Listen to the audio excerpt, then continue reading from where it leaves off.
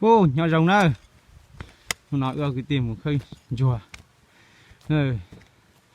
Ô không có tờ đầu lũ đỡ nó trở về cho cháu hộp ư nó thâu phải cho cháu hộp ư đi cứ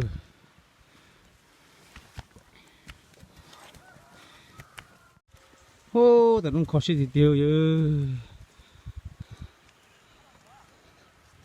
ô không chân trong tìm một lù không tiền lìa một tài nữa tao cho nữa ta tọ tình yêu lỡ lử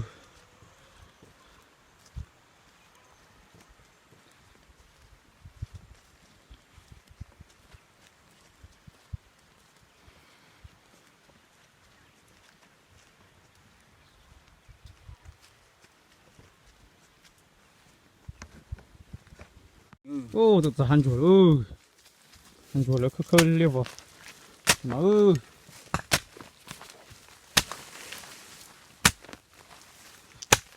mua nha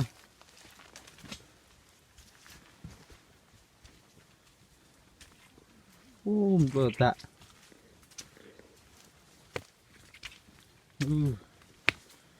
chung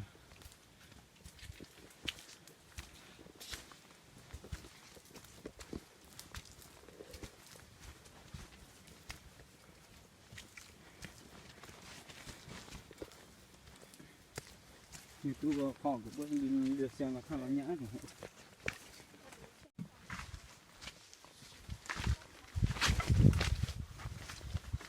Một cái tay là cho dư một xe rồi nữa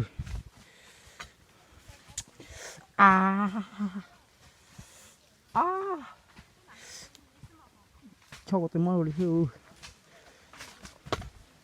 ô chỉ mới tới lần tao gọi nó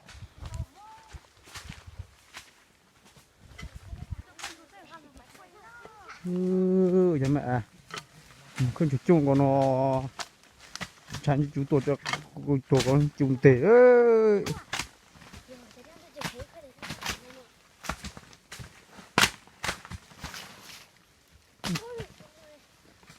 rồi là có rồi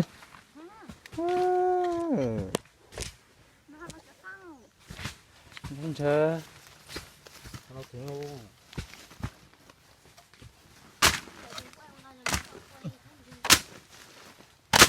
đi sợ cái ngò chiếc sổ chi có máy là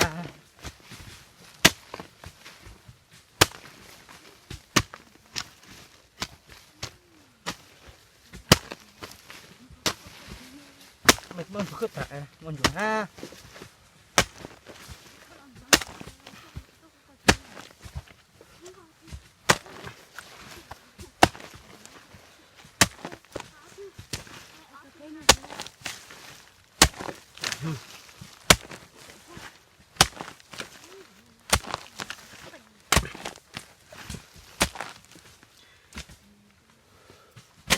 ô này luôn này phủ lên không có mà không bắt đầu xưa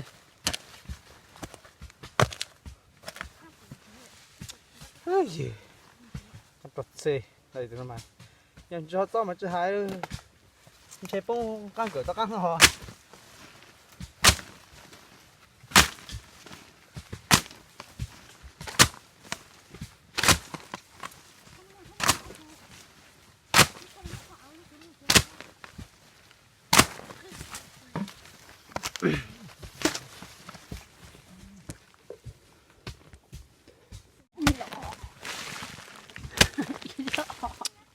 그럼 ôi đùi chim chuột quá đi đi chặt chụp chó nữa chó mình bỏ này bắt đầu bỏ xong rồi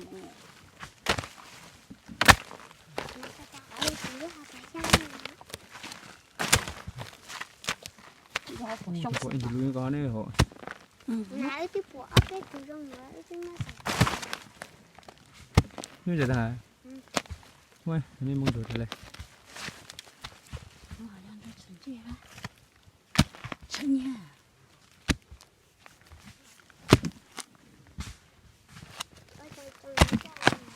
Ô, con ơi. Yo. Ô, ta ta ô, bơ ní. Sẽ. Oh. Hmm.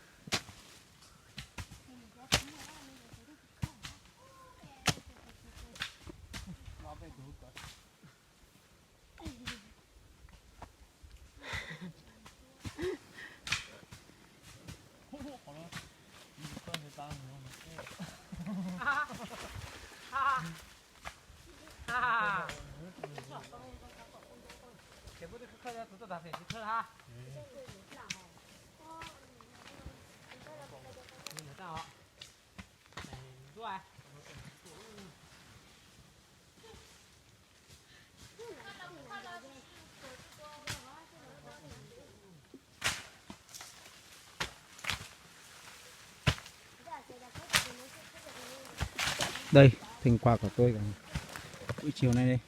Đưa từng này. Nhìn cũng ngon chất phết nhỉ. Ôi.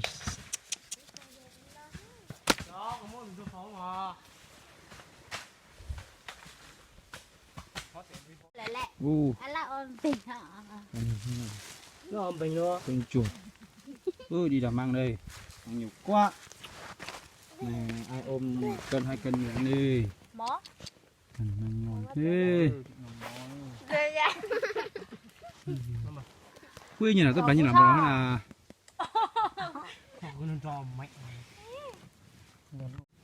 con chùa sao trẻ tôi nó nữa. Thành quả của ngày hôm nay đi đào mang được cái này các bác này. Một con chùa là sò tao thì là trẻ cho nó nữa thì cho nữa